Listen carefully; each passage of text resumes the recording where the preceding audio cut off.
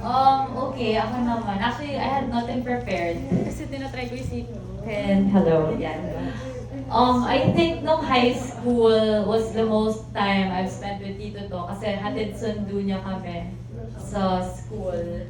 And then, often nag-aaway kami kasi iniiwan niya yung car sa parking lot. Tapos kami may training ng friends ko. So we would get out like mga 6 p.m. Tapos, di ba syempre pag after training gusto mo na umuwi. So expect namin nandun si Tito Jo sa car. Pero parang every week, tuwing dadating kami sa car, wala si Tito Jo. Tapos pag sisilip ako sa car, yung cellphone niya, nasa driver's seat lang. So hindi namin alam kung nasan siya. Bumalik siya after 20 minutes. Tapos sabi ko, Tito Jo, saan ka galing? Sabi niya, ay, kumain ako fishbowl sa baba. Tapos the next week naman, lagi niyang dala sa car, naalala ko is yung malaki niyang backpack na puno ng eco bag, rubber bands. Siya lang din yung kilala kong taong may dalang magnifying glass. Meron din siyang dalang mga... Ang dami-dami ng SIM cards nung pandemic. Di ba, we had to register our SIM cards. Pinaregister niya sa akin SIM card 6.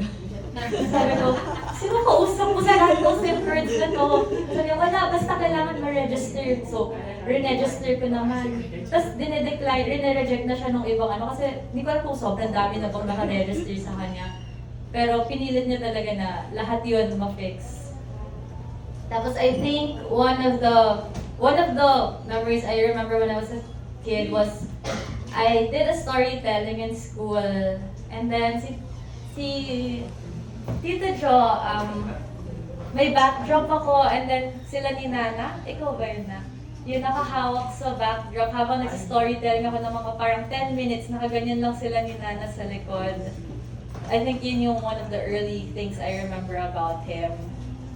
And then, I also, actually minsan parang pag now, feeling ko now wala akong masyado maisip kasi nakukonsume na ako nung mga last few months.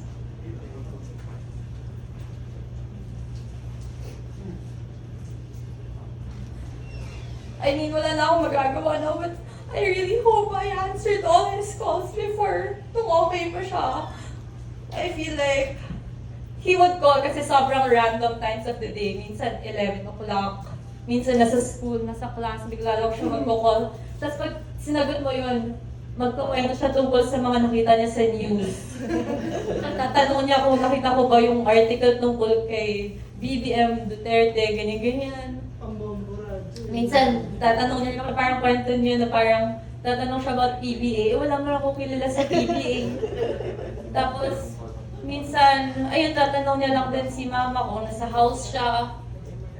Tapos, I think, one of the last few, kasi pag sa messenger, I don't know, basta I know he sends a lot of messages to relatives. Like, nagsasend siya kay Tita Army ng mga selfie. Tapos, nung last year, I think, one of the last times, I remember him messaging me first. Nag-send siya selfie niya, kasama si, Ai, yung dog niya.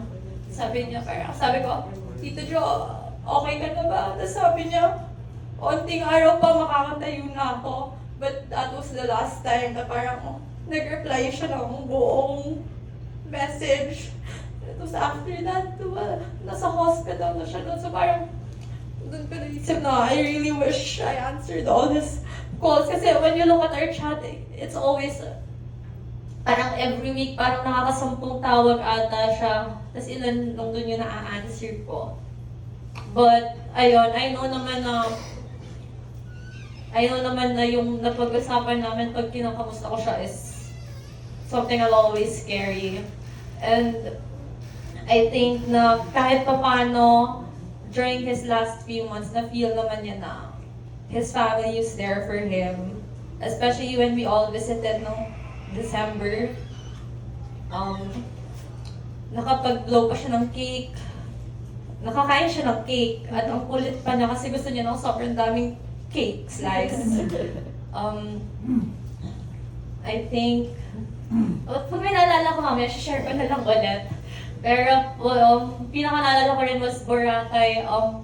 Since alam niyo mahilig siya kumain, may, ano yung pinakainan niyo doon, ma? yung nasa street, Tapsilog. Tapsilog. Pabalik-balik siya dun sa Tapsilogan na yun everyday na nasa Boracay kami.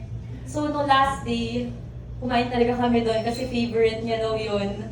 Tapos, masarap naman siya. So, pag pumunta kayo sa Boracay, tanong niyo kung ano yung sikat na Tapsilogan doon.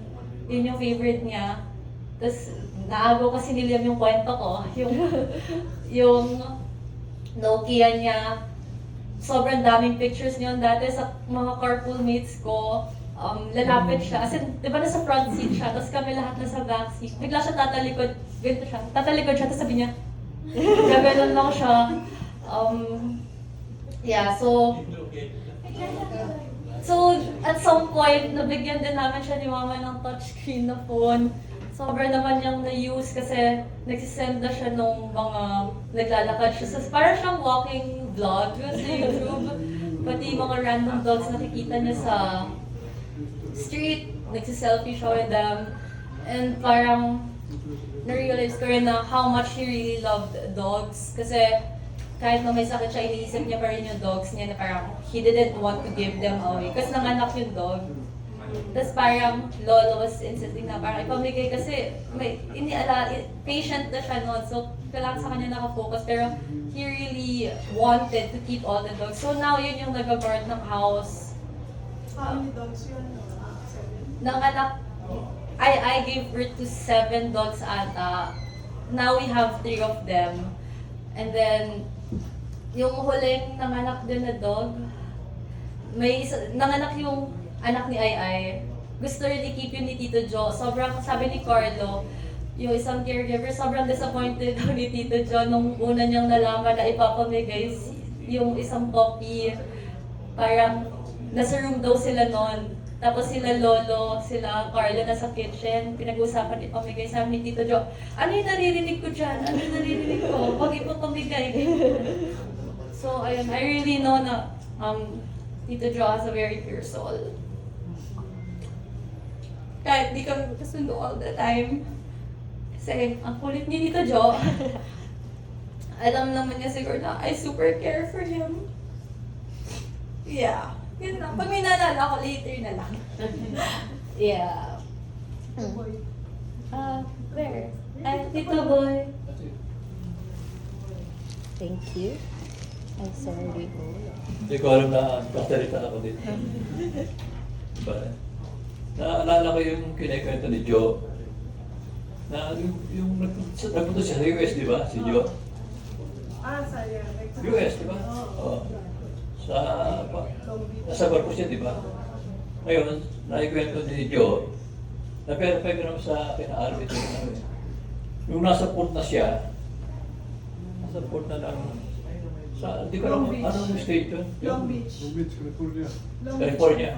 Long Beach, sabi niya ron, nandun si na Arnold kabila. Joe, tumawid ka na dyan, nasa Amerika ka na. Kung titiyan, ibig sabihin, ayun ano niya, masaya na rito, makakakuha ng trabaho dito. Ayun ano ni Joe, ni Arnold, ni Army.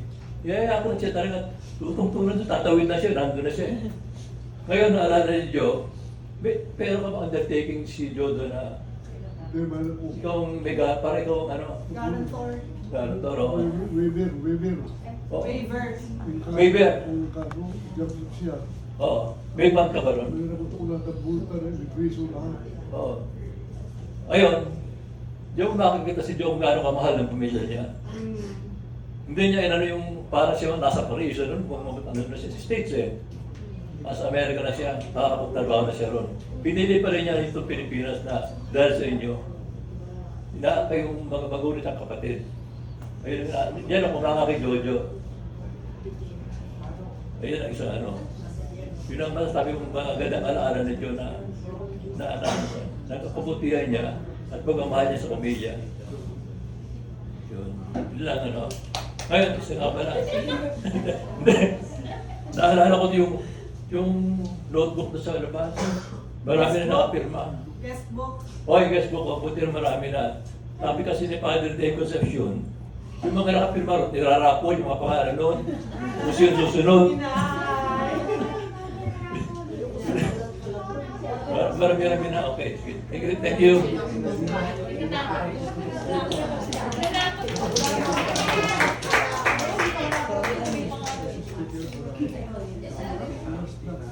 People last na wala rin.